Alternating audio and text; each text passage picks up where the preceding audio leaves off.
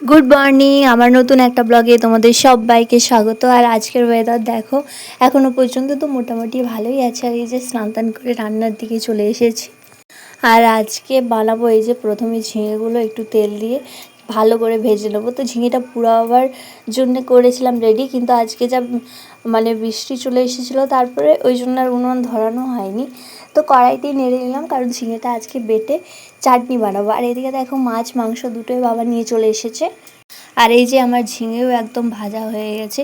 এবার এটাকে নামিয়ে ওই তেলেই আমি মাংসের আলুগুলো ভালোভাবে ভেজে নেবো। আর এই ঝিঙে বাটার যে চাটনিটা সত্যি অসাধারণ লাগে। এটা উনানে পুড়োলে আবার টেস্টটা এর দ্বিগুণ বেড়ে যায়, কিন্তু আর কিছু করার নেই। আর এই যে আমার মহারানী আজকে না খুব শরীরটা খারাপ, এত ঠান্ডা লেগে গেছে, কিছুই করতে পারছিল না। আমি বারণ করলাম, তাও বসে বসে বলছে বোরিং লাগছে, ওই জন্য এই যে শাক বাজছিল। আর এই যে সমস্ত কিছু দিয়ে দিয়েছি, কাঁচা লঙ্কা, রসুন আর টমেটো আর ঝিঙেগুলো, এগুলো সমস্ত কিছু বেটে নেব। তারপর একটা স্মুথ টেক্সচার করার পরে সেটাকে আমি 5 মিনিট নিয়ে হালকা একটু তেল দিয়ে নর্মালি আঁচে বসিয়ে রাখবো। তো দেখো আমার বাটা একদম রেডি হয়ে গেছে। এবার এই তেল দিয়ে সামান্য, এটা আমাদের পোড়া বাটি, এখানেই সমস্ত কিছু লঙ্কা তেল ভাজা হয় এই বাটিতে, ওই জন্য এই বাটিটা এরকম। এটা নিয়ে আবার কিছু খারাপ কমেন্ট করো না।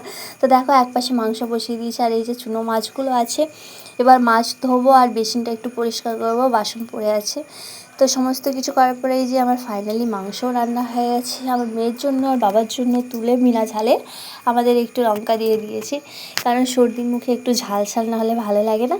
আর এই পাশে চালটা ভিজিয়ে রেখেছি ভাতের জন্য, তো ভাত বসিয়ে দিয়েছি। আর মাংস আমার একদম রেডি হয়ে গেছে, দেখো জলও গরম হয়ে গেছে। এবার চালটা দিয়ে দেবো, আর এক পাশে চুনো মাছগুলো ভেজে নেবো। চুনো মাছের তরকারিটা মা করবে, কারণ আমি এখন আমার মেয়েকে খাওয়াতে যাচ্ছি। তো ওকে খাইয়ে এসে এই যে খেতে বসে পড়েছি। আর যে বাটাটা বানিয়েছিলাম সেটা একটু নুন কম ছিল, তো ওই জন্য একটু নুন দিয়ে ভালোভাবে মিশিয়ে নিচ্ছি। আর সবার যেহেতু খাওয়া হয়ে গেছে, ওই জন্য আমি বাটি সমেত নিয়ে বসে পড়েছি।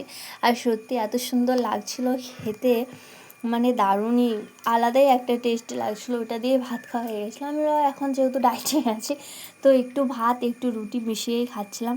আর রুটির সাথে তো আর বলারই নেই, এত অসাধারণ।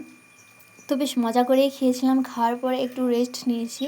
তো ঘুমটা জাস্ট লাগবে তখনই একটা পার্সেলওয়ালা দাদার ফোন এসেছিলো, একটা পার্সেল ছিল, তো সেটাই রিসিভ করে নিয়ে চলে এলাম।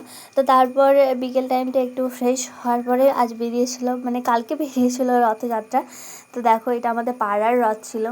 তো এখানে প্রসাদ বিতরণ হচ্ছে, আর সমস্ত কিছু আমাদের পাড়ার ছেলেরাই বানিয়েছে।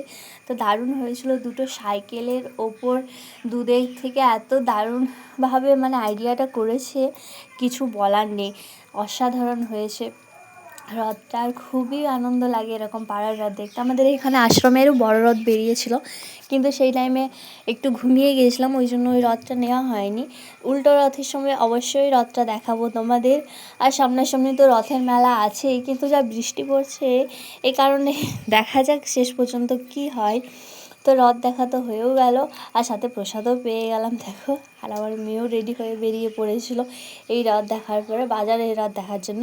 তো আজকের মতো সবাইকে টাটা, দেখা হচ্ছে নেক্সট একটা ব্লগে, ততক্ষণ সবাই